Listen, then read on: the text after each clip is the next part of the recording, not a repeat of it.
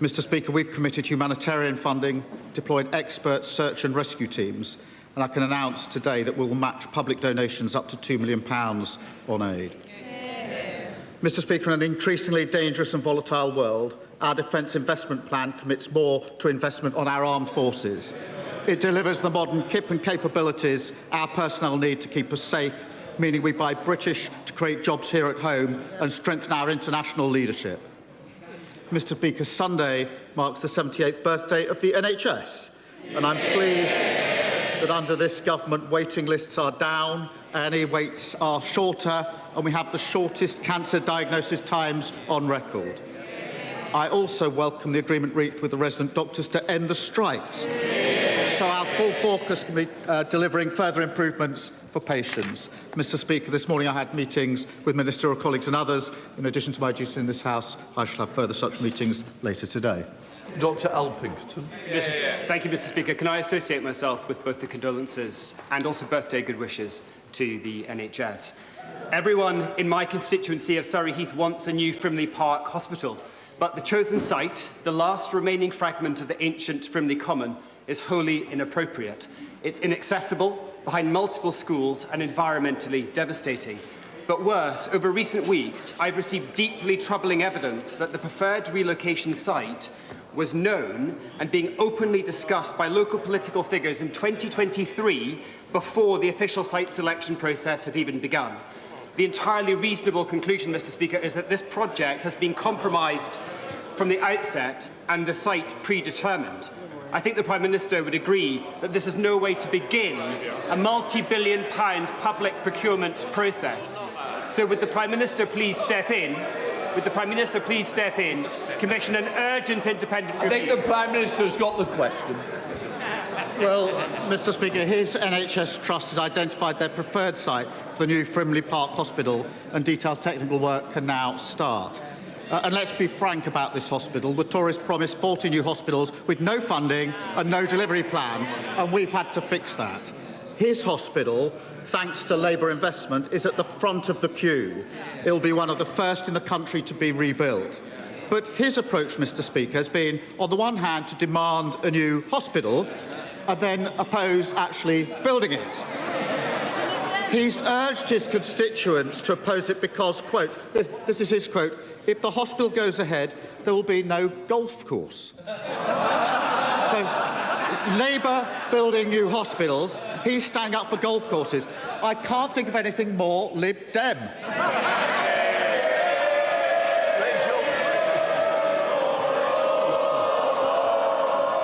Rachel Hopkins. Thank you, Mr Speaker.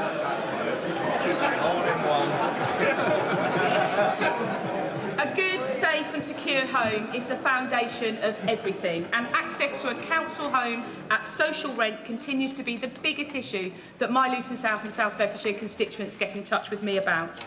But under this Labour government, in 24-25, councils delivered the highest annual number of social and affordable homes since 1991-92. So does the Prime Minister agree with me that we must build on this achievement and accelerate progress on council house building to ensure we deliver the biggest council housing programme since the post-war era? Prime Minister. Well, Mr Speaker, I'm proud that this government is delivering the biggest boost to social and affordable housing in a generation.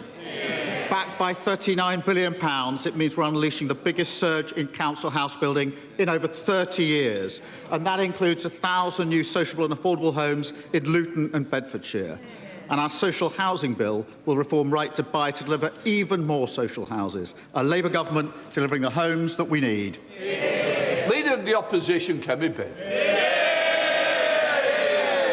Thank you, Mr Speaker. And can I associate myself and this side of the House with the Prime Minister's comments about Venezuela and also about the Lib Dems? Mr Speaker... But seriously, Mr Speaker, the Chief of Defence Staff made it known that the armed forces needed a minimum of £28 billion more to defend the country. Can the Prime Minister tell us why he thinks half that amount is enough. Prime Minister. Mr. Speaker, I'm very proud that this Labour government has delivered 2 major funding increases in just 2 years in government. The first, which was funded by overseas aid, took us to £270 billion over the spending review period. Mr. Speaker, that is a record. The Defence Investment Plan gives us capability we need for the future. That sets a new record, Mr. Speaker, of £300 billion over the next 4 years. That will be invested in drones and autonomous weapons, the largest ever investment, strengthening the UK's nuclear capability, upgrading our naval bases in the most significant way for 45 years, and confirming our commitment to the next generation of fighter jets. That is what is needed to keep our country safe. Mr. Speaker, he didn't say that it was enough, and that was a very long list of things that he's not yet paying for. It is not right and it is not fair, certainly not to our troops who put their lives on the line for all of us every single day. 3 weeks ago, Mr. Speaker, 3 weeks ago, the Defence Secretary resigned, saying, "I am being forced to make decisions that would increase the risk to personnel on operations and could make the country less safe." Since that letter, the Prime Minister has only increased spending by 0.01%. We can count, the generals can count, the Kremlin can count. His plan doesn't add up.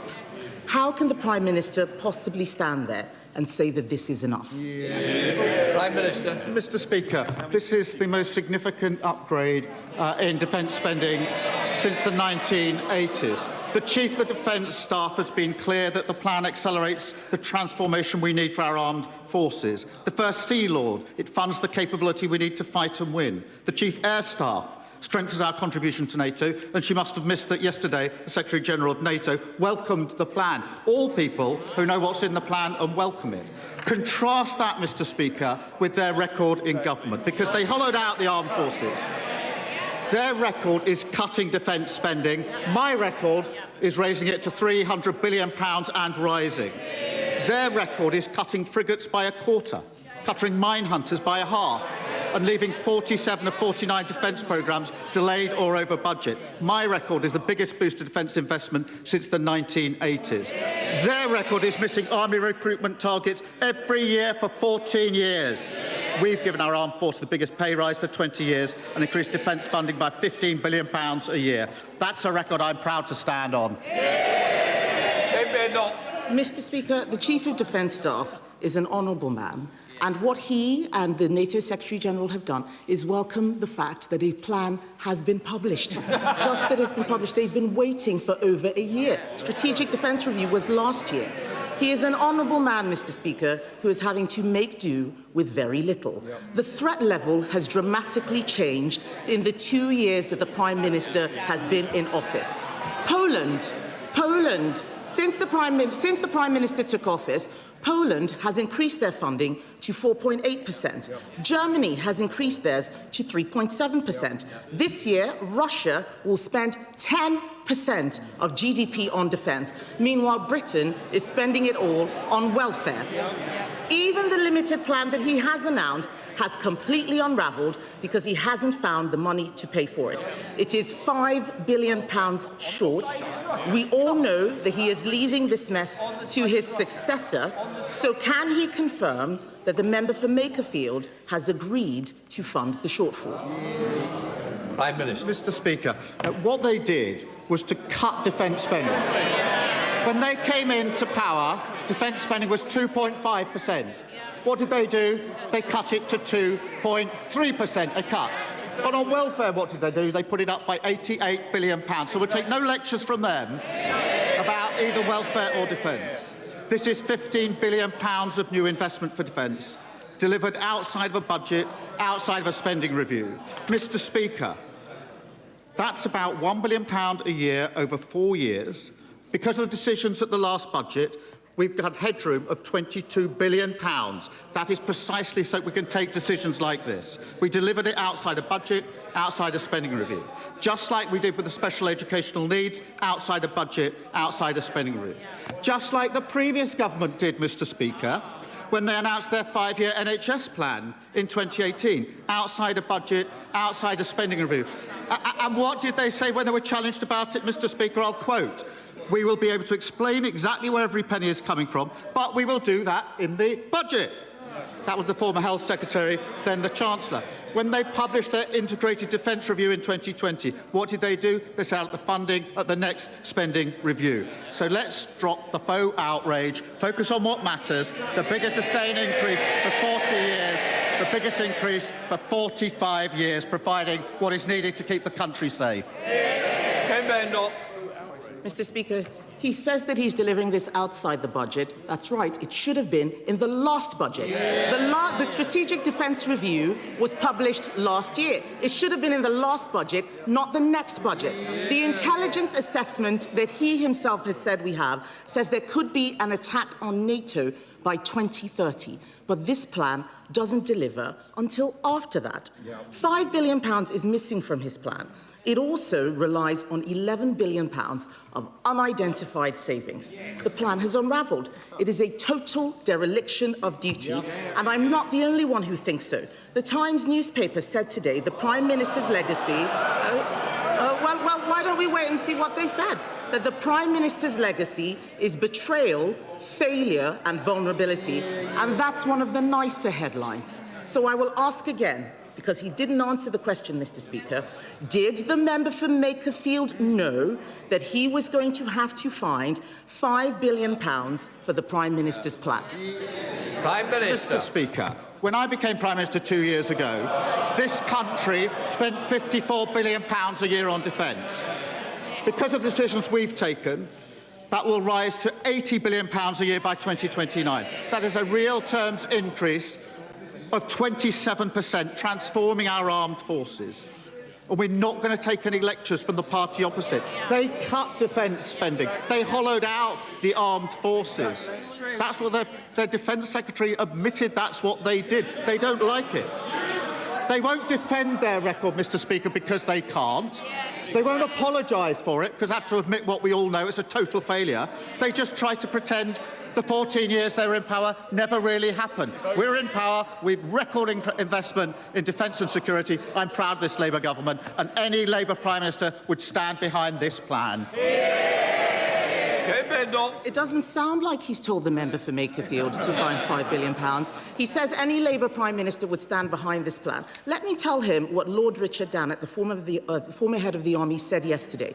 He said the Prime Minister had chosen the cheap option and called the plan woefully inadequate. Let me tell him what General Sir Richard Barrons, one of the authors of his own Strategic Defence Review, said yesterday. We are simply not going to be ready to defend this country properly. That's what they're saying. The reason that he is in this mess is because he was too weak to cut welfare when he had the chance. There are only three ways, Mr. Speaker, to find the missing £5 billion. Increase borrowing, increase taxes, or cut welfare. Which one will he recommend to the member for Makerfield?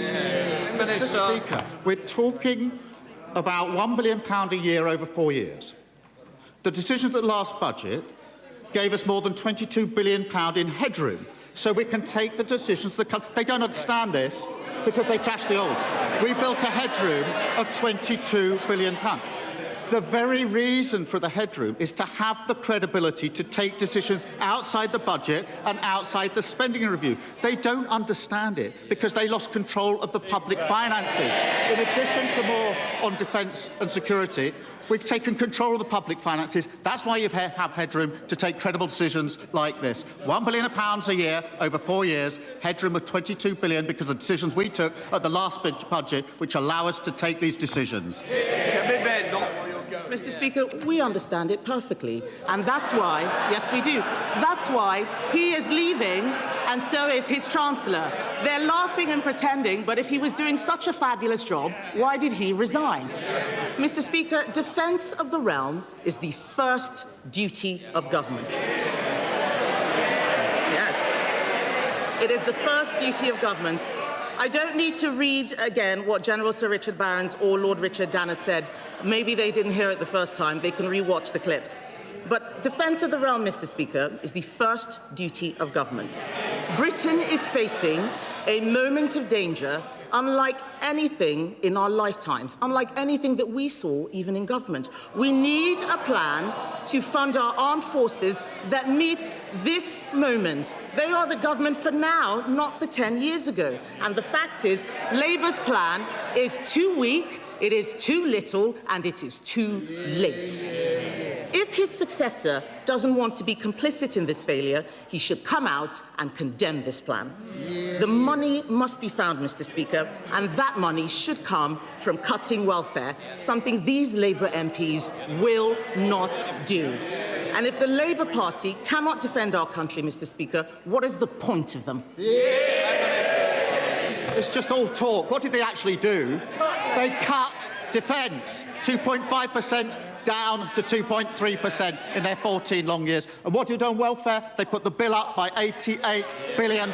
So no lectures from them. They failed in the first duty of government. And they won't defend their record, will they? They won't stand here and defend it because they know that never do they stand here and defend their record because they can't. 14 years of failure. They don't get up and apologise, which is what they should do, because they would admit what we all know how much they failed. So they just sit there pretending it didn't happen. Well, it did happen. You hollowed out the armed forces. We're correcting you. And I tell you what else, when we came into power, public services were on their knees. Today, we've seen the fastest fall in NHS waiting list for 17 years. When I became Prime Minister, we inherited a broken economy. Today, we're outperforming the other G7 economies. When I became Prime Minister, our international alliances have been shredded. Now other countries are looking to us to lead on defence and security. Foundations of a stronger and fairer country. Britain in a better state than we found it. That's the difference a Labour government makes. Thank you very much, Mr. Speaker. Two of my constituents, Cody and Liam Townend, and another mum from Leeds, Zoe Ward, all lost babies in different tragic circumstances. But they all went to the same funeral director who did not treat their babies' bodies with the dignity, care or respect that they deserved. I will not repeat the shocking details here. The BBC, for their part, published what they could last year. But more shockingly still, the police found nothing actionable in either case because there is no regulation of the funeral industry, and the individual in question is still operating in Leeds today. Given that the Department of Health and Social Care are due to make a decision about changing the law in this area, possibly before he leaves office, will the Prime Minister speak with ministers and officials in that department to ensure that when they consider the question of whether to regulate the funeral industry, their answer is yes? Can I thank him for raising this case and thank him? He's been a committed campaigner on this. I have seen the details of the particular case. He's right not to repeat them in this chamber. They are horrifying. The lack of dignity and compassion is unacceptable, and I simply can't imagine the pain that Cody, Liam and Zoe experienced and are still experiencing.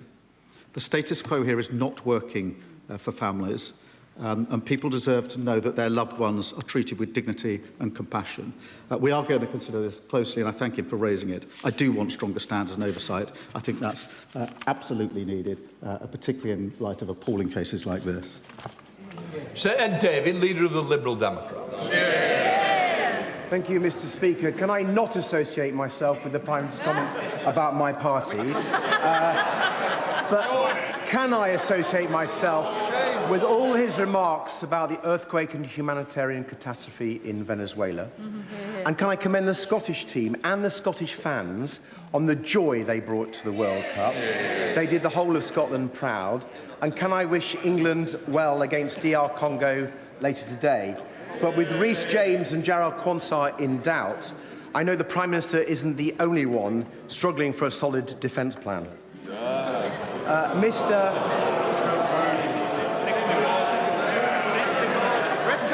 Mr. Speaker, the wars in Ukraine and Iran show us how seriously we must take the threat of missiles and drones hitting our country.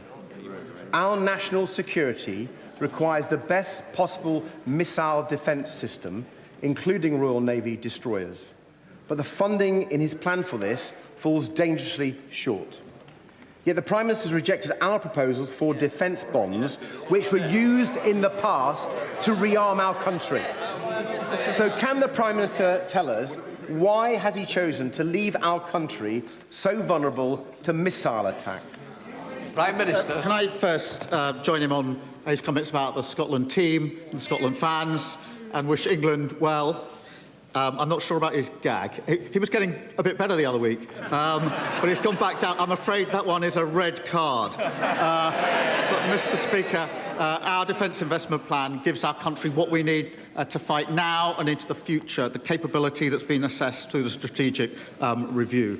Bonds, which we looked at very closely, are simply borrowing by another name, and we are already borrowing in a way which requires us to spend £1 in every 10 on servicing the interest on that. And I would gently point out, before he carries on with any criticism of our plan, that he sat in a cabinet that cut defence spending by 22%. The Prime Minister knows that our defence bonds are within his own fiscal rules, that he's had advice from his own team that he should adopt them, and I hope the Right Honourable Member for Makerfield will listen. But, Mr. Speaker, I have another concern that I think the Prime Minister will share. The rising tide of racist violence and hate that we're seeing in our country, and the way it's being incited and normalised, including, I'm afraid, by some members of this House. I was talking to a British friend of Indian ancestry who told me how reform activists came to her door and said that if they get into power, she and her family will have their passports seized and their citizenship revoked. Does the Prime Minister agree that racism has no place in our country? And will he join me in condemning anyone who is stoking it? Can I thank him for raising this? It is really important because our politics is becoming more diverse and racism and intolerance is permeating everywhere. And we have to deal with it. Because it's tearing our societies apart. It is keeping good people away from politics because they don't want to be involved in it. And it should be called out by every single person who's a politician at any level in this country. Mr. Speaker, I say this looking at the plaque to Joe Cox, and of course we've got David Amos behind me too. We had a Joe Cox 10-year reminder that it was 10 years ago, just a week or so ago, that we lost Jo. And I had a reception in Downing Street with her parents and other close friends and relatives of hers.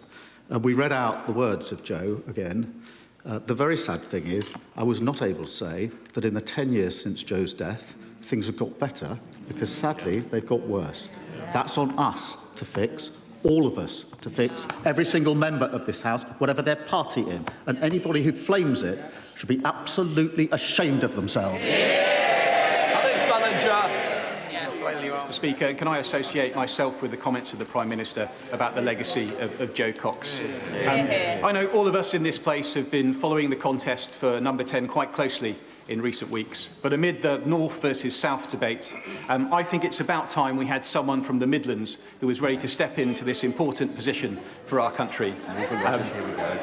So I'm delighted to say we have two fantastic Black Country lads, Jude Bellingham from Stourbridge and Morgan Rogers from Halesowen, who have both been doing us proud in the contested England number 10 role against our game for Congo this evening. So does the Prime Minister agree with me that we should congratulate England on their progress out of the group stage so far? And does he also agree with me that we need to do more to support Prime Minister? Well, I thought the next few weeks were about to get quite interesting, Mr. Speaker, but can I... Look, we do all wish England the best of luck this evening. And every time those players step on the pitch, they represent the talent, ambition and diversity of this country. We're proud to be supporting the next generation, investing £400 million into grassroots facilities and over £1 billion in school sports. And if Thomas Tuchel needs any advice on penalties, he should ask David Seaman, who slotted one past him just a few weeks ago. Dave Dougal. Thank you, Mr. Speaker.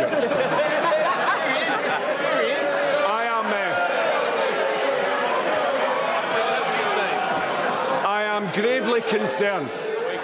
I am gravely concerned that time after time, this Prime Minister, in response to the abject and honest criticism of his defence investment plan, he cites recent trends in defence spending when he should be calibrating it against the chronic and very real threat that the people on these islands face.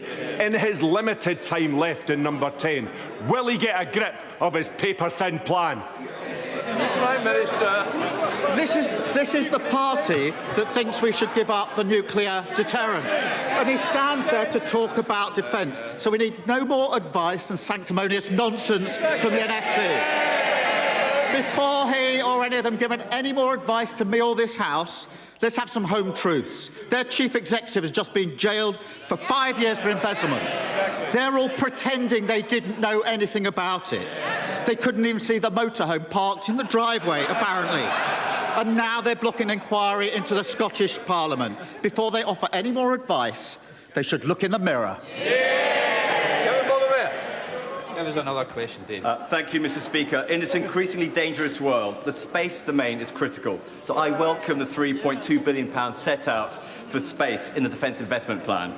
The plan refers to Skynet 6A, the first military satellite to be designed, manufactured and tested completely in the UK, beginning at Airbus in my constituency of Stevenage and supporting 3,000 jobs across the country.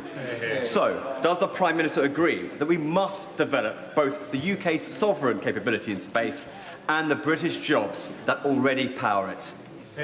Prime Minister. Can I thank him? And our commitment to space in the Defence Investment Plan reflects how we're preparing our armed forces for the conflicts of the future. And when I see apprentices working in our defence industries, I see this investment creating the more opportunities, including those in many of our constituencies, including his. It underlines exactly what our investment delivers, Mr. Speaker. That's 60,000 new jobs, investing in British skills, promoting our brilliant industries abroad and driving growth in the UK. Mr. Speaker, on Monday with colleagues I wrote to the Health Minister following the news that women's health and maternity services may be relocated away from St Helier Hospital due to building safety concerns. Yesterday we heard Baroness Amos's review state that poorly maintained buildings affect how safe people feel, how effectively staff can work, and whether care can be delivered in a way that is private, respectful and reliable. It has been reported today that DHSC's capital budget will be cut by more than £500 million over this Parliament to fund the DIP, which puts the new hospital programme timeline in doubt. So, will the Prime Minister arrange for the Health Secretary to visit St Helier Hospital with me to see its condition and hopefully agree to bring forward the build of the new Sutton Setch, build it today, not in 2034, to ensure safe and modern healthcare and maternity facilities for my constituents? Prime Minister. Well, in relation to his hospital, he knows that those decisions are taken at a local level based on expert advice. We are committed to prioritising women's health as we reform the NHS, including through our women's health strategy.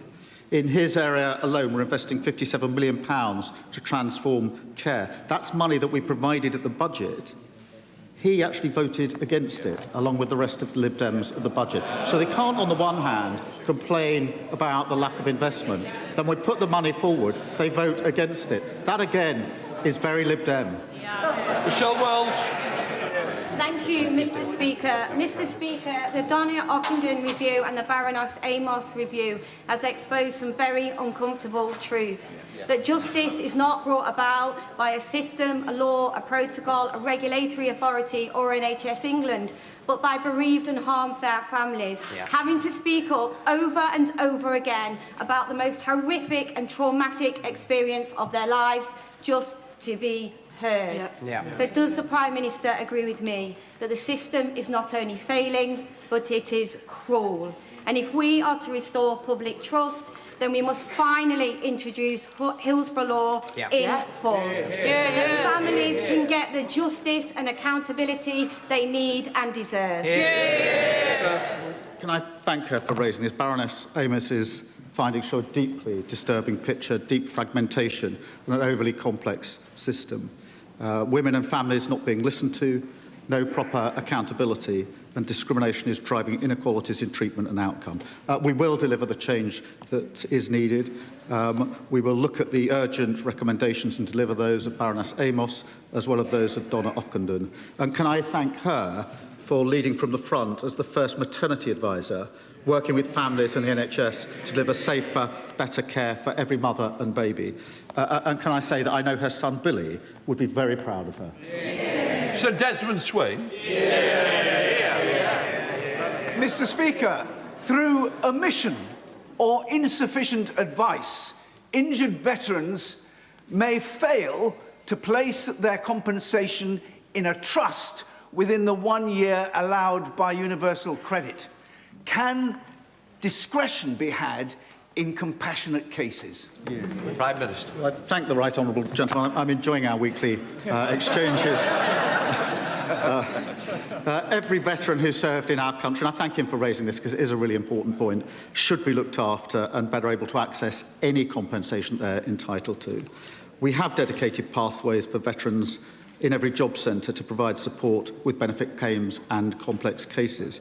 But I can assure him and reassure him that anyone coming forward will get tailored support, and we'll seek to resolve any issues swiftly and fairly to see whether we can improve on that. If he's got any specific cases, or other members have, if he could pass, or others pass the details to us, we will look at them.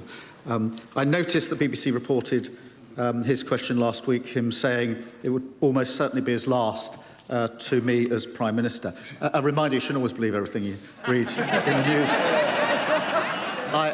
I look forward to seeing him at the same place, same time next week. Catherine West.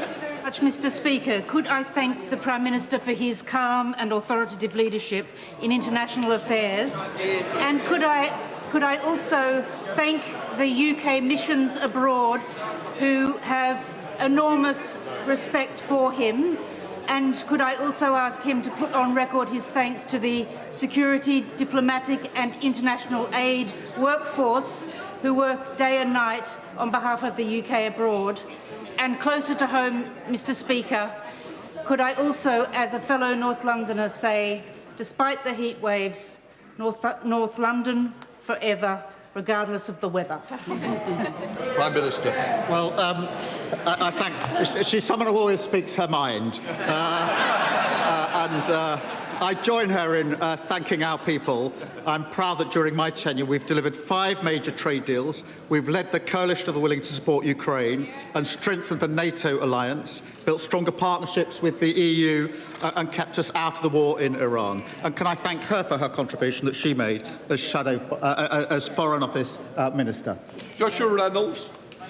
Speaker. Yesterday, the Prime Minister visited Maidenhead to announce his new defence investment plan. However, as we now know, he's leading it to his successor to decide how to fund the majority of it. We cannot fund our armed forces without growth, and we cannot get growth in Britain without the red tape that British businesses are having be dismantled, as well as trading closer with our closest neighbours. So will the Prime Minister agree that a new growth and defence partnership with Europe is how we can properly fund our forces, and will he urge his successor to jot Labour's red lines to get it done? Prime Minister.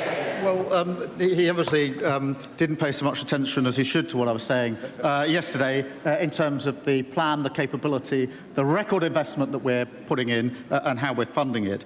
I do agree we need to work more closely with the EU on defence and security as well as trade and the economy. That's precisely what we agreed at the EU-UK summit last year, and we've been building on that. And I'm proud to say in the last 2 years, the relationship between the UK and the EU has been transformed into a much better, trusted relationship. It is very important, as Prime Minister, that I leave the country in better state than I found it, and I do. Sarah Russell.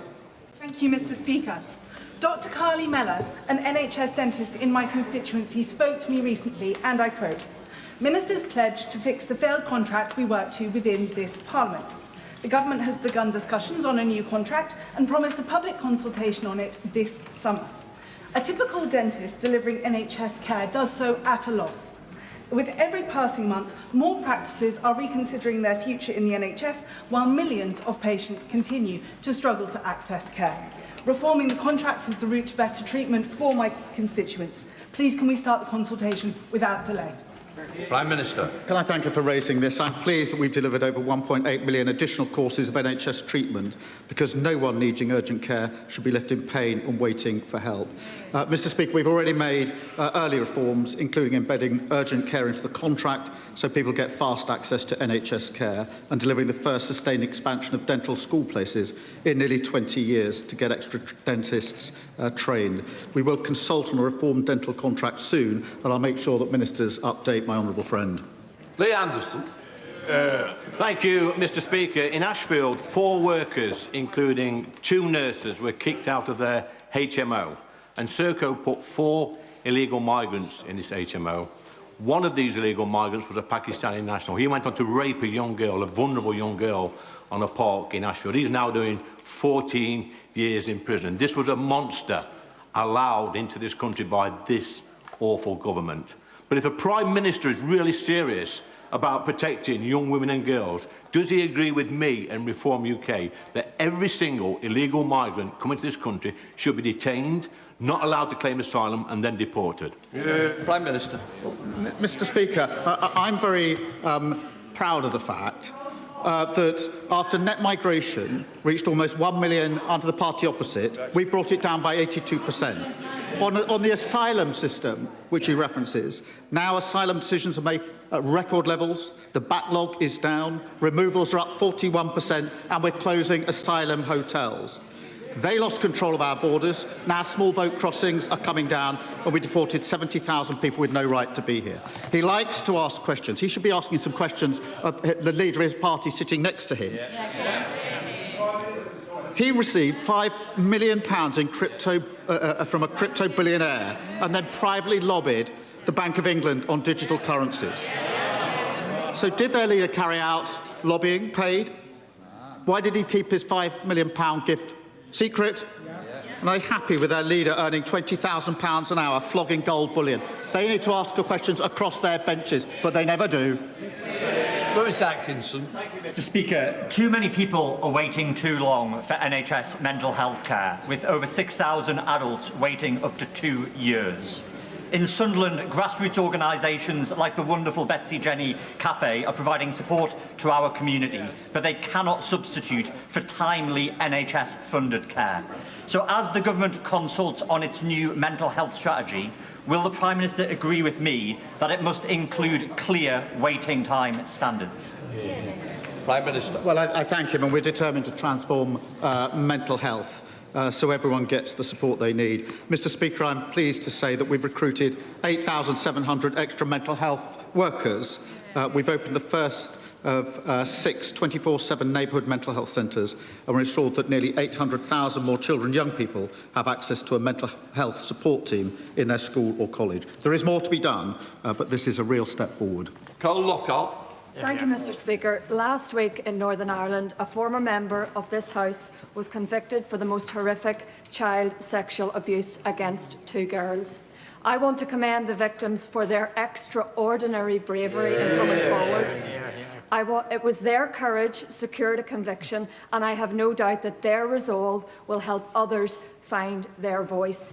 No matter an abuser's power or status, there can be no hiding place for someone who would take the safety or would steal the innocence of young children. Mr Speaker, thousands of vulnerable young women in Rotherham, Oldham and across the UK were subjected to organised child sexual abuse and exploitation.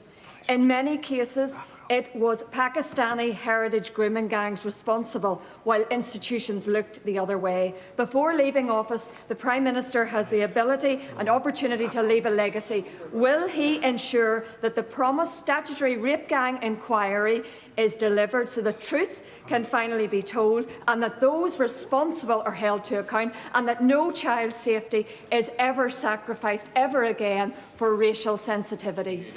Minister. Can I thank her for raising the case in Belfast that concluded last week, and, like her, salute the courage of the victims to come forward. It must have taken extraordinary courage. It does in every single one of these cases, but particularly when you've got powerful people and institutions, it takes even more courage to do so. And so we salute them for their own acts, but also because it will, I hope, have helped others to see that if you do come forward, you will be believed and justice can be done, notwithstanding the difficulties. On grooming, we have set up the inquiry, and it's very important it goes wherever the evidence should take it, and that's an absolute guiding principle of the inquiry. Final question, Alex Davis-Jones. Mr. Speaker, this afternoon we are joined in the gallery by Lisa Phillips, a British survivor of Jeffrey Epstein's horrific and despicable trafficking and abuse. Lisa's bravery is to be commended, and her determination for justice and accountability on behalf of all UK survivors should be put on record. And I want to place on record my thanks to you, Mr. Speaker, for meeting with Lisa this week. Your solidarity means more than you will ever know.